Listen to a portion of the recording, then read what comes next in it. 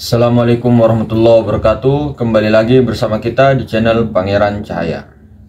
Saudara-saudaraku yang dirahmati Allah Subhanahu wa Ta'ala, dimanapun Anda berada, semuanya kita diajarkan terus dari kecil bagaimana cara pengenalan terhadap Allah Subhanahu wa Ta'ala, bagaimana cara pengenalan terhadap Tuhan. Akan tetapi pengenalan seperti yang kita dengar, seperti yang kita lihat, yang kita terjun di masyarakat pada akhir zaman ini, pada saat sekarang ini, itu miris, saudara-saudara, miris sekali. Bahkan ketika pengenalan kepada anak-anak kita, kepada tetangga-tetangga kita, kepada keluarga-keluarga kita, bahkan itu pengenalannya bahwa Allah itu ada, duduk di singgasana seperti duduk di kursi, tapi bukan seperti duduknya manusia. Ini adalah kaum-kaum mujassimah. Ini adalah kaum-kaum yang menyerupakan Allah. Ini adalah kaum-kaum yang mengatakan seolah-olah Allah itu duduk di atas kursi.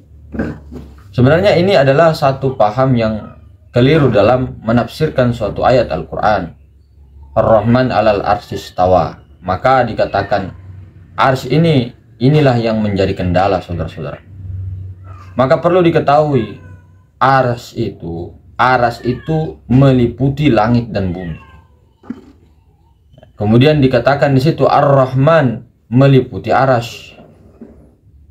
Kalau kita singkat, aras itu adalah alam semesta, baik itu pada makrokosmos, alam besar, maupun mikrokosmos. Kalau kita taruh ke diri di mikro ini dari ujung rambut sampai ujung kaki itu adalah aras. Kemudian Ar-Rahman itu adalah ruhani, Nur Muhammad sallallahu alaihi wasallam.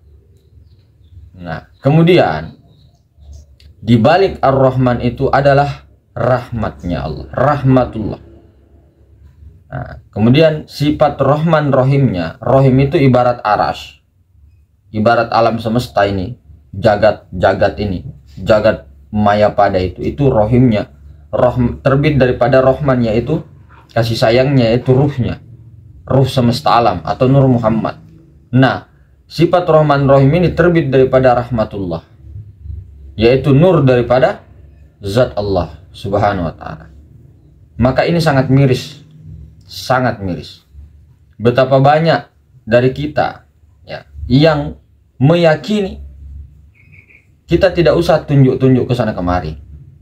Kita ini berbicara menghakimi diri kita. Kita berkaca diri kita, tidak kita tunjuk-tunjuk. Yang penting ini proses pengenalan diri ini perenungan bagi kita. Apakah anak kita ingin diajarkan seperti itu terus? Oh, jangan kamu ajarkan ma'rifat yang seperti kamu ajarkan. Minimal begini-begini. Minimalnya itu ya sifat 20. Minimalnya itu dikasih tahu 7 sifat ma'ani. Jangan itu terus Tuhan ada di aras. Kasihan, nanti berlanjut. Apalagi di sekolah-sekolah sekarang. Di sekolah-sekolah kita, mungkin kita bisa ingat, dari kita mulai SD diajarkan tauhidnya seperti apa. Agama 1 kali seminggu, ya kan? Nah, tauhid 1 kali seminggu. Nah, di tempat mengaji juga jarang dibahas. Anak-anak kecil ini rata-rata membahas Allah tuh ada di aras. Nah, ini yang menjadi saudara-saudara, polemik.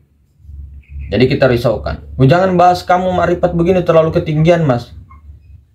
Pak, Bu, awaluddin ma'rifatullah. Ma'rifat itu awal, dasar. Namanya dasar itu paling, siapa yang bilang ilmu paling tinggi? Ini tuh ilmu paling rendah, paling dasar, paling dulu, tahap awal itu. Kalau kita mau belajar naik sepeda itu loh, kita harus tahu dulu sepedanya. Tahu dulu sepedanya kayak apa bentuknya sepedanya.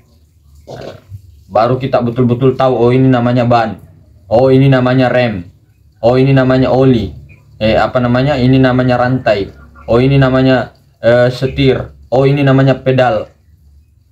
Nah, sama dengan motor begitu juga, harus diketahui dulu. Nah, baru setelah diketahui, Nah, dipakailah belajar kan dengan toriko itu, jalan pelan-pelan. Nah, baru bisa syariatnya mantap kan. Seperti itu sebenarnya. Jadi siapa yang bilang mengatakan ini ilmu paling tinggi? Justru ini ilmu dasar yang memang kita harus betul-betul pegang, yang dimana nenek moyang daripada semua para nabi, para rasul, yaitu Nabi Ibrahim alaihissalam, itu bapaknya tauhid.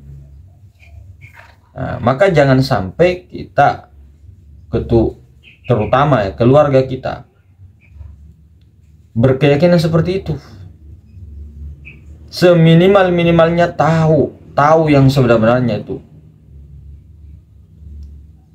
Tidak kita arahkan kepada yang di langit ketujuh. Apalagi duduk di atas kursi, subhanallah. Ini banyak saudara-saudara, anak SMP, anak SMA, bahkan kuliah. Bahkan gurunya juga yang mengajarkan tauhid, begitu juga rata-rata di SD. Ini adalah kerisauan, krisis tauhid. Cobalah bayangkan saudara-saudara. Maka kita itu, dua kalimat syahadat itulah kunci sebenarnya. Disitulah adalah kunci pembuka, kunci gerbang keislaman. Nah, kunci Islam yang sebenarnya di situ. Maka dengar-dengar daripada kisahnya Sayyidina Ali. Sayyidina Ali ini sudah 6 tahun umurnya itu sudah Islam. Nah, kalau kita Islam apa? Islam itu tutupan kan? Sempurna. Nah, Sayyidina Ali umurnya 6 tahun itu sudah Islam secara sempurna, mulai dari syahadatnya itu sempurna, penyaksiannya, tauhidnya itu, pengenalannya. Nah, di situ Sayyidina Ali itu. Kemudian beberapa sahabat-sahabat lainnya. Nah, kita sekarang diajarkan kebalik. Nah, inilah yang menjadi kerisauan. Kalaupun juga kebalik, jangan kita inikan tauhid ini, jangan kita kendor-kendorkan. Ini hak saudara-saudara. Makanya yang kita bilang itu jangan ceritakan yang rasanya pengalaman spiritualnya, mabuk-mabuknya itu loh, itu yang jangan diceritakan. Kalau untuk tauhid, siapa yang melarang? Surah Al-Ikhlas ada. Surah Al-Ikhlas ada, ya. Kita berpegang sama surah Al-Ikhlas. Surah Al-Hadid ada ayat 3. Dan seluruh Al-Qur'an dari ayat surah pertama sampai surah terakhir An-Nas, itu semua sebenarnya intinya itu untuk mengenalkan Allah. Nah, malaikat diutus kepada Rasulullah SAW. Rasulullah diutus hakikatnya ke muka bumi. Nur Muhammad diutus untuk sebagai rahmatan alamin ke muka bumi, hanya untuk mengenalkan Allah Ta'ala. Semua di muka bumi ini hanya untuk mengenal Allah. Kenapa kita ini sekarang kebalik? Banyak guru-guru hanya mengajarkan cara beribadah, cara ritual. Ini tidak salah. Tidak salah, cara-caranya itu tidak salah. Tapi kebanyakan guru-guru sekarang mengajarkan cara beribadah, cara duduknya, cara takbirnya, ininya, tapi cara mengenal Allah tidak dikasih tahu. Dan alhamdulillah, dengan adanya kudro dan irodahnya Allah Ta'ala sengaja buka. Siapa yang bisa menentang? Mau dia sekelas apapun hebatnya, mau dia sekelas apapun kitabnya banyak di mana-mana, kalau Allah Ta'ala mau buka, terbuka. Nggak bisa mau kau pusing 70 kali keliling pusing bagaimana caranya mengatasi ilmu-ilmu tauhid ini tidak bisa tersebar. Nggak bisa saudara. Dan ini akan terus berlanjut sampai tidak akan padam gelora semangat jiwa-jiwa spiritual ini akan bangkit. Maka ini perlu dipikirkan bersama. Maka itulah dikatakan awaluddin ma'rifatullah, dasar. Maka itu tadi ya, betapa banyak di video-video yang lainnya sudah dijelaskan, sudah terang sebenarnya. Maka jujur saja sebenarnya ini tidak menjadi acuan ataupun tidak hanya mengatakan kita yang benar, tidak. Cuma jika mau diambil, diambil. Jika tidak, buang jauh-jauh. Begitu. Jadi untuk kerisauan ini kita bawa bersama, ya, dan dengan la haula wala quwata illa billah. Bukan berarti la haula wala quwata illa billah kita tidak ngapa-ngapain, tidak. Begitu tadi. Yang penting kita sadar bahwa sesungguhnya yang punya kudroh iradah itu illa billah. Hanyalah Allah. Nah, begitu. Meskipun mau berkehendak, mau berkuasa, mau berjalan, mau apapun itu, mau berpikir, mau apapun itu adalah semua adalah sifat-sifatnya Allah. Semua adalah kehendak Allah. Maka fanakan diri sebelum berritual, sebelum beribadah. Apa itu fana? Apakah hancur lebur semua batang-batang tubuh kita semua? Tidak. Bukan itu. Fana itu munculnya kesadaran. Kesadaran akan akunya Allah. Kesadaran tentang akunya Tuhan, akunya Allah itu. Maka jangan pernah lagi menyembunyikan tentang tauhid totalitas. Ini penting saudara-saudara.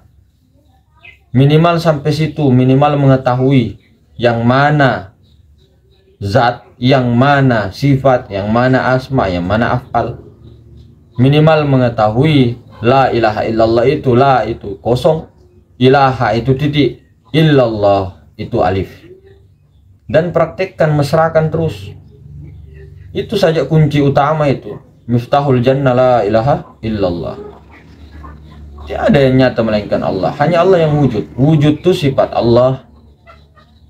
Wujud itu sifat Allah. Yang ada itu si wujud.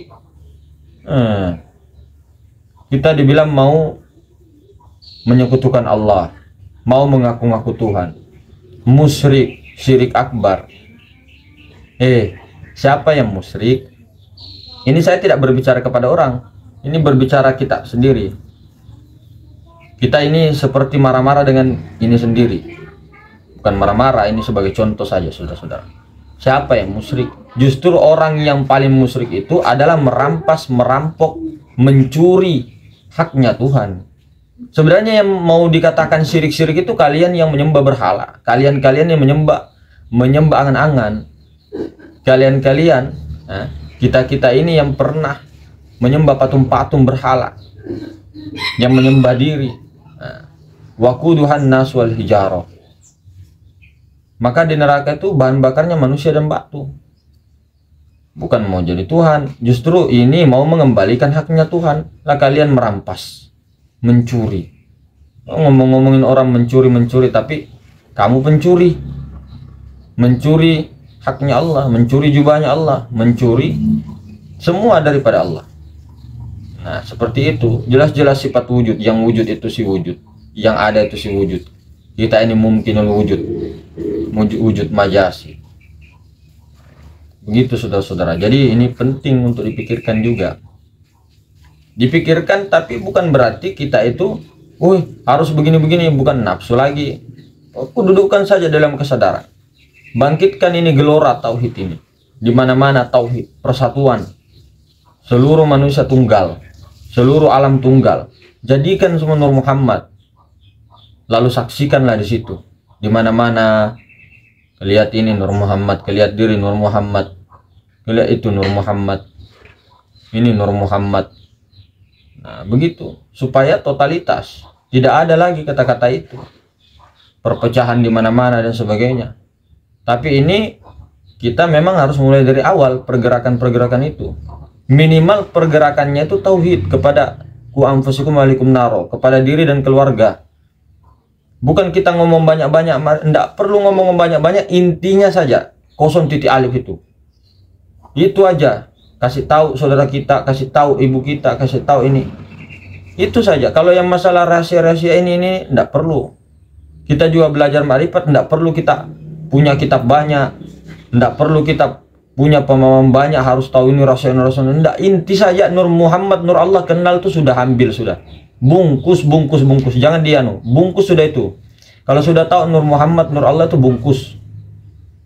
Kalau sudah tahu Allah, Nur Muhammad itu bungkus. Itu saja, pegang saja itu, gigit itu sampai mati. Itu saja, pegang saudara-saudara. Berani kita bertanggung jawab kalau itu salah itu. Sudah, baru jalankanlah syariat dengan biasa-biasa saja atau dengan semangat menggelora, tapi dengan kesadaran itu Nur Muhammad, Allah Nur Muhammad. Nah tuh ya, mungkin begitu saudara, singkat ini, lebih dan kurangnya dimaafkan. Assalamualaikum warahmatullahi wabarakatuh.